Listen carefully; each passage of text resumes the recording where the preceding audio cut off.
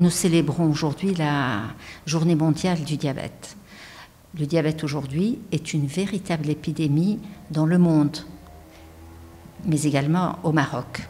Nous sommes à peu près à 9% de diabète. C'est une maladie chronique, c'est une maladie qui, si elle est bien équilibrée, bien traitée, ne pose pas de problème, mais le diabète mal équilibré peut se compliquer. Et en fait, il tire sa gravité des complications qui surviennent lorsque ce diabète, sur de longues années, est mal équilibré.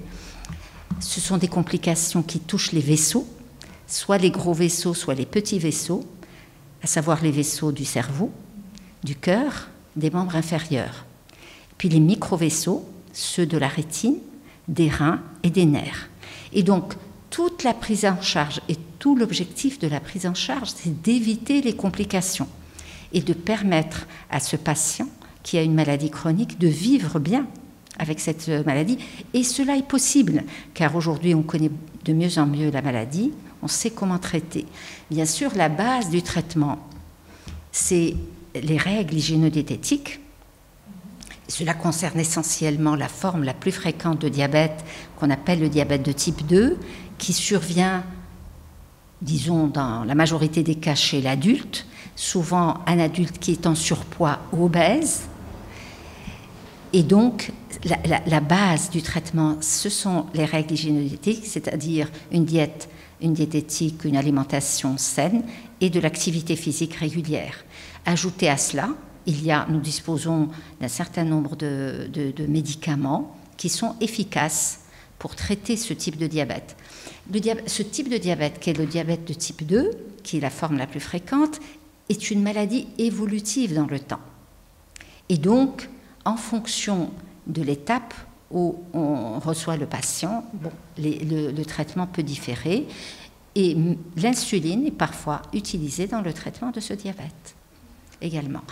Alors ça, c'est la forme la plus fréquente, le diabète de type 2. Et la forme la moins fréquente, c'est le diabète de type 1, que l'on voit surtout chez les enfants et les adultes jeunes. Alors dans ce diabète de type 1, en général, il n'y a plus d'insuline dans le corps et le seul traitement, c'est de l'insuline. Ce sont des injections d'insuline.